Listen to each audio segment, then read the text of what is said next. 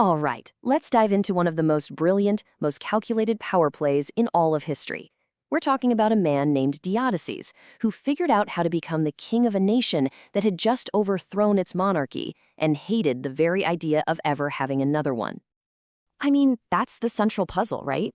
The people of Media, we're talking modern-day Iran here, had just violently kicked out the Assyrian Empire. They were finally free, and the absolute last thing they wanted was another king telling them what to do. So how does a private citizen, a guy with no army, convince them to literally build him a throne? To figure out how he pulled it off, we're actually going to start at the end of his story. We're going to look at the very strange, very weird way he ruled. Because here's the thing, as soon as Deioces was crowned king, he basically became a ghost. The historian Herodotus just hits the nail on the head here. Deioces understood a fundamental rule of power. Familiarity breeds contempt. To be seen as something more than just a regular guy, he had to be seen as little as possible. His power wasn't going to grow from being seen, but from mystique, from legend. And this wasn't just, a vibe he was putting out there. He enforced it with super strict rules. You couldn't just walk up and talk to your leader. Nope. Every single communication had to go through messengers. He built an entire system just to make his own presence an incredibly rare and valuable thing.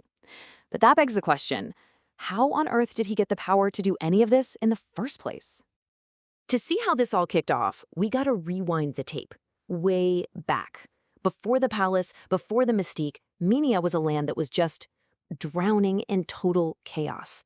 The people's brand new freedom, it had come at a terrible, terrible price. And this right here was their awful dilemma. Under the Assyrians, yeah, it was brutal, an iron-fisted despotism. But on their own, complete and total anarchy. Villages were fighting each other. Lawlessness was everywhere. They had basically just traded one nightmare for another. So into this mess steps our guy, Deioces. But he doesn't roll in with a big army or some claim to a throne. Nah, he starts much, much smaller. You see, his first move wasn't a grab for power. It was a play for reputation. In a country where all the judges were corrupt and the law was a total joke, Deioces made himself the one and only person anyone could trust. He became known for one thing and one thing only, pure, unshakable justice. And he built this power base so methodically. First, he just handles disputes in his own village. Simple enough. But then, word of his fairness starts to spread, and people from other villages start coming to him. Pretty soon, he's the one and only person in the entire country who can actually bring order. He literally made himself indispensable. And then, right at the absolute peak of his influence, when the entire nation is depending on him, he makes his most brilliant, most shocking move of all. He just stopped. He announced he was tired of solving everybody else's problems while his own business suffered, and he just retired. He withdrew the one thing that everyone desperately needed, his judgment. The effect was immediate, and it was catastrophic. The second he stepped away, order completely collapsed. Crime, violence, it all surged to levels even worse than before. He forced the entire country to feel the painful, chaotic weight of his absence. This crisis, which, remember, he created, forced the Medes to a breaking point. The chaos was so unbearable that they had to start rethinking everything they thought they believed about government. So they all get together, all the villages, and one of the tribal leaders finally says what everyone's thinking. They were so desperate that the very same people who fought a war to get rid of a king were now practically begging for one. And of course, there was only one name on everyone's lips: Deioces. But he doesn't just say yes. Oh no, he's now negotiating from a position of absolute, total power. He agrees, but only on his terms. He demands they build him a massive palace. He demands a personal bodyguard. And he demands a brand new capital city to rule from. He set the price for his return, and the desperate Medes, well, they paid it without a single question. And you know what? It worked. He ruled for 53 years. He founded an empire that would set the stage for one of the greatest in history, the Persian Empire, which would eventually be led by his own descendant, Cyrus the Great.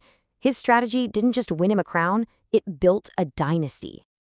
So what was really going on here? What's the underlying principle? What was the psychological key that unlocked every single step of his journey to that throne? It's something we can call the law of absence and presence. Deioces just instinctually got it. Being available all the time makes you common. It makes you taken for granted. Real power and real value, it comes from scarcity. By controlling his presence and strategically turning his absence into a weapon, he could literally name his own price. When you look back, you can see his whole strategy laid out in 4 perfect phases. First, he established his value. He became the only source of justice.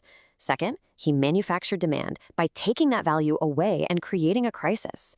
Third, when they begged him to come back, he set the price. And finally, he solidified his power by ruling from a distance, turning their respect into something that looked a lot more like godlike reverence.